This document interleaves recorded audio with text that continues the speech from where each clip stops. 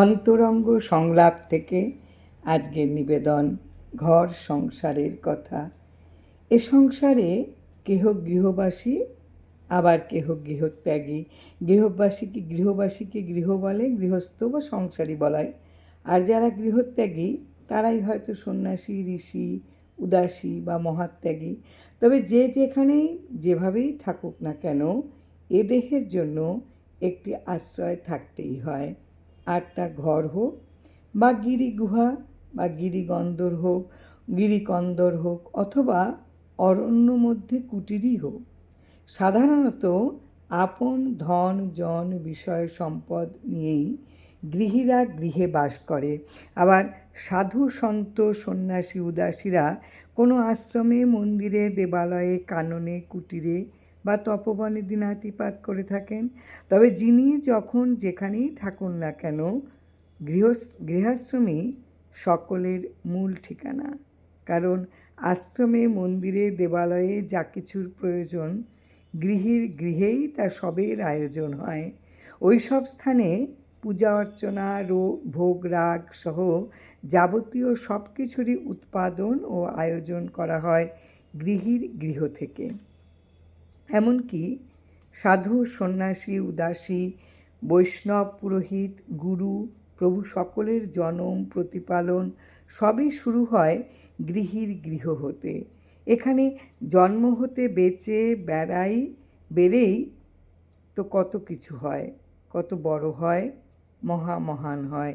তবে যিনি যত কিছুই হন না কেন, সকলের আদি মূল বা শেকড় কিন্তু গৃহে। আর তাই এই গৃহকে অবহেলা করার কোনো কারণ নেই, উপায়ও নেই। এ কারণেই মহাজনেরা একে গৃহাশ্রম বলেও অভিহিত করেন। প্রাণের ঠাকুরও বলেন, আপনার গৃহ আমার আশ্রয়। শুধু তিনি বলেননি, তার 90টি বছর শ্রীদেহ লীলায় গৃহে বিচরণ করেছেন, থেকেছেন, সকলের সাথে মিশেছেন, সকলের নিবেদিত ভোগ প্রসাদ রূপে গ্রহণ করেছেন, সকলকে তিনি আপন করে নিয়েছেন, সকলের মধ্যেই আপন হয়ে থেকেছেন। ঘরের ঠাকুর গৃহ থেকে গৃহাশ্রমকে মহিমান্বিত করেছেন। সত্যি এটা কি এক মহাভাব, মহা উদারতা! গৃহজনকে মায়ামোহে আচ্ছন্ন ও বিষয় আশয়ে আবদ্ধ বলে কেহ বক্র দৃষ্টিতেও দেখেন। যদি গৃহ সংসার অপ্রয়োজনীয় ও অগ্রহণযোগ্য কিছু হতো, তাহলে কেন এই গৃহ সংসার সৃজন হলো?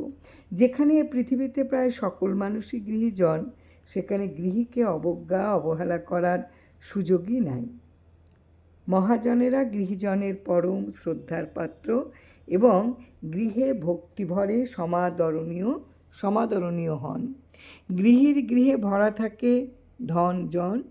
এখানে হয় জনম মরণ, আহার বিহার, স্বামী স্ত্রীর অবস্থান, হয় সকল দেবদেবীর পূজা অর্চনা, হয় গুরু সেবা সহ অন্যান্য ভজন, পূজন ও ধর্মীয় আচার অনুষ্ঠান। এতে বোঝা যায় গৃহই এসবের সর্বোত্তম স্থান। এ স্থান ছেড়ে কী করে আমরা যাবই বা কোথায়? আমরা বসবাসের জন্য কাকে কিভাবে ছেড়ে যেতে পারি? মা বাবা, স্বামী স্ত্রী, পুত্র কন্যা, অন্যান্য আপনজনদের ছেড়ে কি চলে যাওয়া যায়? এদের ছাড়লেই কি ঈশ্বর পাওয়া যায়? আমরাও গৃহী সংসারী। স্নেহ, মায়া, মমতা, বিষয় আশয় ভরা এ সংসারে থাকবো না সন্ন্যাসী হব? কোনটি হলে সুখী হব? এ নিয়েও ভাবনার অন্ত নেই। তাই প্রাণের ঠাকুরের কাছে জানতে চাই, ঠাকুর, এ সংসারটা কি? সংসার হলো সত্য উদ্ধার। সংসার সত্যকে সার, সত্যনারায়ণকে সার। সংসার করিবেন, আনন্দ করিবেন, নাম করিবেন, সুখ দুঃখই জীবন চলে, তাহাতে বিচলিত হইবেন না। ঠাকুর, সংসারীর করণীয় কি? কোনো চিন্তাই করবেন না, কেবল উপস্থিত কর্তব্য ও নাম করিবেন। ভয় কি? আমি তো আছি, আর কিছুর দরকার হইবে না। এই নামে সবই আছে। সর্বদা সত্যপথে থাকিয়া সংসার আশ্রমের কাজগুলি যথাযথ সম্পন্ন করিতে হইবে, ইহাই সংসারীর তপস্যা। কাজ ফেলিয়া রাখা যাইবে না, যখন যে কাজ তখন তাহা অবশ্যই করতে হইবে। জানিবেন এ সংসার গোপালের সংসার, যা কিছু সংসারের কাজ সবই গোপালের কাজ। জয় রাম, জয় রাম।